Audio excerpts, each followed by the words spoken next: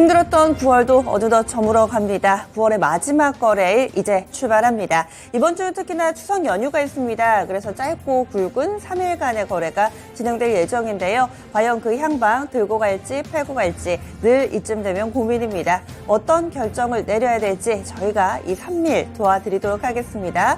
어떤 식으로 대응 전략 세워야 될지 우리 앞에 놓여있는 현실이 그다지 녹록지만은 않지만은요. 이런 가운데서도 또 수익 내는 방법 열심히 찾아보겠습니다. 오늘의 핵심 뉴스 살펴봅니다. 첫 번째 소식입니다.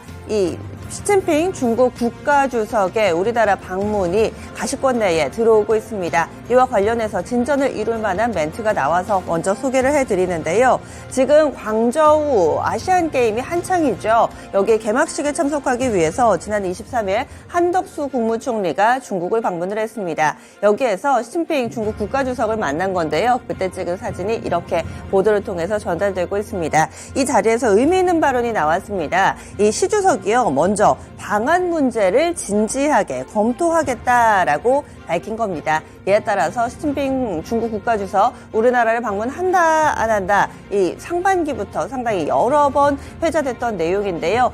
직접 이야기가 나왔기 때문에 더욱더 속도를 낼 것으로 보입니다. 대통령실에서는 이와 관련해서 이 방안을 먼저 언급했다는 게 상당히 의미 있는 신호고 중국과 협의를 추진하고 있다라고 밝히기도 했습니다. 이에 따라서 내년 상반기 중에 시 주석의 우리나라 방문이 성사될 수 있다라고 업계에서는 보고 있는 상황인데요. 영향받을 만한 종목이 상당히 많습니다. 사실 이 중국의 황금 연휴가 이번 주부터 시작되기 때문에 이를 기점으로 해서 오히려 다음 달 초가 되면 재료 노출로 관련된 종목군들이 밀리지 않을까라는 우려가 있었는데요. 이 연말 그리고 내년 상반기까지 이어지는 이 시진핑 중국 국가주석의 모멘텀을 안고 관련된 종목군들이 꾸준히 좀 더 장기적으로 상승할 수 있지 않을까라는 기대도 있습니다.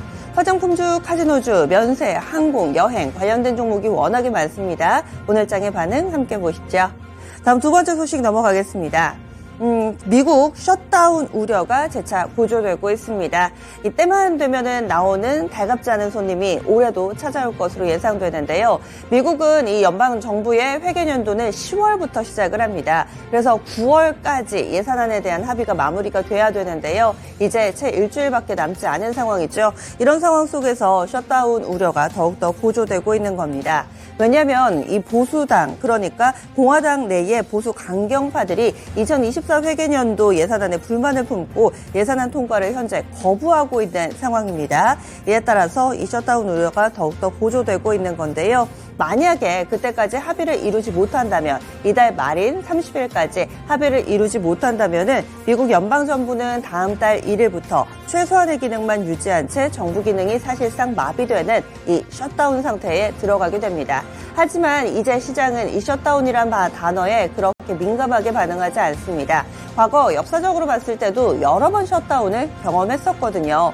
가깝게는 이 트럼프 행정부 때 이미 2번의 셧다운을 경험한 적이 있습니다. 그때는 뿐만 아니라 셧다운 이후에 굉장히 오랜 시간이 지속된 적이 있는데요. 두 번째 셧다운의 경우에는 35일을 지속해서 미 역사상 최장의 셧다운 기록이 나오기도 했습니다. 이렇듯 트럼프 미국 전 대통령은 이 셧다운을 무서워하지를 않습니다. 이번에도 다소 부추기는 듯한 발언을 공공연하게 내놓고 또 SNS 등을 통해서 이 발언을 하고 있는데요. 뒤틀린 예산을 끊어야 한다라면서 이런 분위기를 더욱더 고조시키고 있습니다. 시장 전문가들은 이 셧다운에 들어가는 건 기정사실이다라고 보고 있는 상황인데요. 그렇다면 그 이유를 준비해야겠습니다. 미국 내에서의 셧다운 우려 이런 부분들이 고조되면서 미국 증시에도 다소 악영향을 미쳤습니다. 이어지는 소식입니다. 오늘부터 다소 바뀌는 것들이 있는데요. 먼저 그 가운데 가장 핵심적인 부분들 알아보도록 하겠습니다. 우주항공청 과연 설치될까요? 이 윤석열 정부에서 핵심적으로 다루고 있는 이 공약이었습니다. 이와 관련해서 오늘이 그 디데이입니다.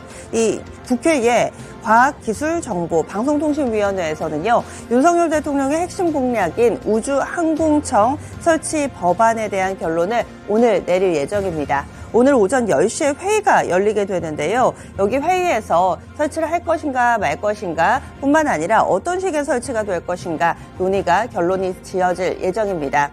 여기에서 설치되는 거는 일단 기정사실인데요. 중요한 쟁점은 위상과 위치입니다.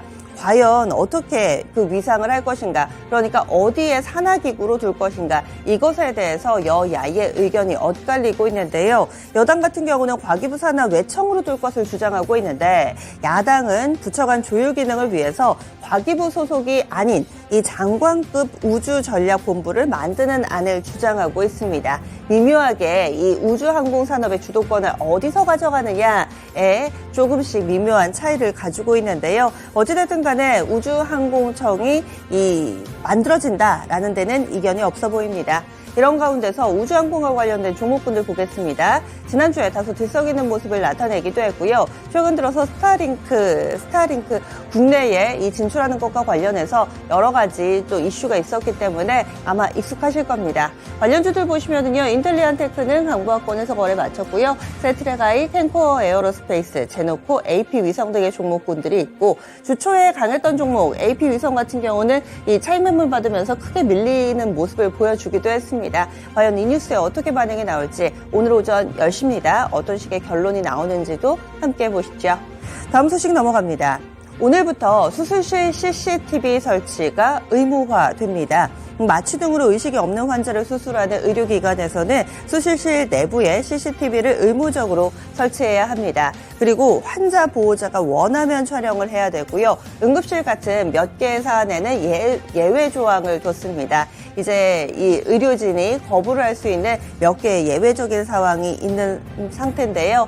하지만 설치를 한다고 해도 그 이후에 계속해서 이견은 남아 있습니다. 왜냐하면 현재 법안상 의무 보관, 이 영상에 대한 의무 보관 기간이 30일인데요. 이와 관련해서 이 환자 단체에서는 보관 기간이 너무 짧다라는 의견도 있고요. 또 한편에서 의료계에서는 인격권 침해다라면서 헌법 소원을 내놓은 상황입니다.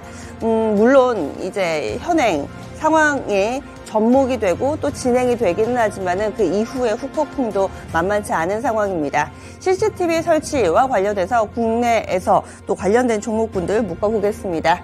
CCTV 관련 사업을 운영하는 그런 업체들, 그리고 앞서서도 이 뉴스가 나올 때마다 움직였던 종목군들 함께 보시면 되겠는데요. 바로 아이리스, 이노뎁, 폭폼과 코맥스, 마지막으로 포커스 HNS라는 종목이 있습니다. 다소 사이즈가 작습니다. 뉴스 이제 설치하게 되는 오늘의 디네인데요. 재료 노출로 받아들일지 아니면은 실질적으로 실적을 내놓을 수 있는 이벤트의 발생으로 받아들일지 오늘장의 CCTV 관련된 종목군들 한번 관심 가져 보셔야겠습니다. 다음 소식입니다. 마지막 뉴스 뉴욕 증시입니다. 지난주 마지막 거래일까지 뉴욕 증시는 반응이 없었습니다. 묵묵부답의 약보합권으로 거래를 마쳤는데요. 많이 밀리지는 않았습니다. 다우지수가 0.31%, S&P 500이 0.23%, 그리고 나스닥은 0.09% 하락하면서 하락이라기보다 제자리 걸음 양상을 보여줬는데요. 악재가 좀 있었습니다. 계속해서 연내에 한 번 더 추가적인 금리 인상이 있을 것이다. 시장에서는 알고 있는데요. 이 부분을 다시 연상시킬 수 있는 그런 연준 관계자들의 발언이 이어졌습니다. 대표적으로는 수잔 콜린스 보스턴 연은 총재입니다. 이 금리가 이전 전망에서 제시한 것보다 좀 더 높게, 더 오래 유지될 수 있다. 이런 이야기를 내놨고요. 또 미셸 보먼 연준 이사는 인플레이션은 너무 높으며 이 적시에 인플레이션 2% 목표로 되돌리기 위해서는 위원회가 금리를 추가로 인상하고 한동안 제약적 수준을 유지하는 것이 적절하다고 예상한다. 이렇게 이야기를 했습니다. 추가로 인상하고 금리 인상에 대한 멘트가 직접적으로 나왔죠. 마지막으로 메리 데일리 샌프란시스코 연은 총재도 아직 승리를 선언할 수 있는 시점에 도달하지 못했다. 여기에서의 승리는 인플레이션과의 전쟁에서 승리를 아직 외치기에는 이르다. 이야기인즉슨 인플레이션을 잡기 위해서는 조금 더 조치가 필요할 수 있다라는 발언입니다. 이 세 가지 모두 다 다소 매파적으로 해석해 볼 수 있고요. 이에 따라서 연내 금리 추가 인상에 대한 가능성 그리고 그 우려는 더욱더 고조되고 있는 상황입니다. 뉴욕 증시 마감 상황까지 정리해봤습니다. 오늘도 개장은 증권통과 함께 하시죠.